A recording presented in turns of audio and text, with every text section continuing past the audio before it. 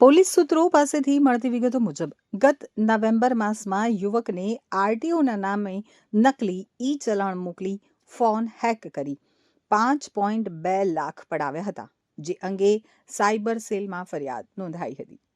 તપાસના તાર ઝારખંડ સુધી લંબાયા હતા તો સાયબર સેલે જામતારા ગેંગને પકડી પાડી હતી અને વારાફરતી ગેંગના સાગરીતોને પકડવાનો સિલસિલો શરૂ કર્યો હતો. દરમિયાન ગત દિવસોમાં સુરત સાયબર સેલે ઝારખંડમાં ધામા નાખી ગેંગના સાથી ગૌતમ રાજેન્દ્ર મંડલને ઝડપી પાડ્યો હતો. પોલીસ તપાસમાં બહાર આવ્યું કે અગાઉ પકડાયેલા આરોપી નિશિત નથવાણી ક્રેડિટ કાર્ડના બિલ પેમેન્ટ કરાવતો હતો. આ નાણાં CDM મશીન દ્વારા ગૌતમ મંડલ અને તેના પરિવારના ખાતામાં મોકલવામાં આવતા હતા. તો ગૌતમ પોતાનું 5 થી 10% કમિશન કાપી બાકીના નાણાં જામતારાના મુખ્ય સૂત્રધાર પ્રધુમ મંડલને પહોંચાડતો હતો. હાલ પોલીસે આરોપીના 2 દિવસના રિમાન્ડ મેળવી વધુ તપાસ હાથ ધરી છે.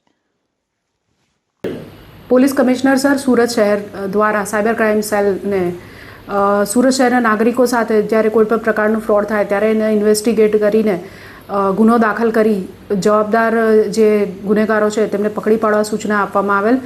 તે અંતર્ગત ગત વર્ષ 2025ની અંદર સુરત શહેરના એક નિવાસી સાથે, જેને આપણે RTO APK ચલણ ફાઇલ કહીએ છીએ, એના મારફતે લગભગ 5 લાખ રૂપિયા જેટલી માતબર રકમનું ફ્રોડ થયેલું હતું. તે સંદર્ભે ગત વર્ષમાં FI number 85 cyber crime cell ખાતે નોંધવામાં આવી હતી અને એનું એનાલિસિસ કરતાં આ જે નાણાં છે એ મોટા ભાગે ક્રેડિટ કાર્ડના પેમેન્ટ કરવા માટે ફ્રોડસ્ટર્સે યુઝ કર્યા હતા. એ આધારે અગાઉ એક આરોપી નિશિત નથવાણીની પણ ધરપકડ કરવામાં આવેલી હતી. આ જ ગુનાની અંદર વધુ તપાસ ચાલુ રાખી સાયબર ક્રાઇમ સેલની team, police inspector SP Padheriya અને તેમની ટીમને જામતારા ખાતે વધુ તપાસ માટે મોકલી આપવામાં આવેલા હતા અને ત્યાંથી તેઓએ આરોપી ગૌતમ રાજેન્દ્ર મંડલની જામતારા ખાતેથી હાલ ધરપકડ કરી અરેસ્ટ કરી સુરત ખાતે લાવેલ છે. આરોપીના રિમાન્ડ મેળવી વધુ પૂછપરછ હાથ સાયબર ક્રાઇમ સેલ દ્વારા ધરવામાં આવેલ છે. આ જે આરોપી છે તેનો રોલ જોઈએ તો આ ફરિયાદીના નાણાં જે RTOની APK ચલણની ફાઇલ છે એના દ્વારા ફરિયાદીના ફોન હેક કરીને એની અંદરથી એના બેંક એકાઉન્ટમાંથી લગભગ 1,47,000 જેટલી રકમનું ક્રેડિટ કાર્ડનું બિલ ભરવામાં આવેલ હતું. તે નાણાં આ આરોપીએ ઉપાડીને અને પછી CDM મશીન દ્વારા પોતાના પરિવારજનોના એકાઉન્ટની અંદર મેળવીને આગળ અન્ય જે આરોપીઓ તેની સાથે સંકળાયેલા છે તેઓને મોકલી આપવાનું કામ કરતો હતો અને આના માટે 10 થી 20% જેટલી મોટી રકમ પણ આરોપી મેળવતો હતો. અન્ય ગુનાઓમાં તેની કેટલી સામેલગીરી છે અને આ ઉપરાંત વિવિધ કયા પ્રકારની એમોથી નાગરિકોને છેતરવામાં આવે છે તે અંગેના કેસ અંગે વધુ તપાસ સાયબર ક્રાઇમ સેલ દ્વારા હાલ કરવામાં આવી રહી છે. આરોપી કામ શું કરતો? આરોપી હાલ તો આ જ કામ કરતો હતો.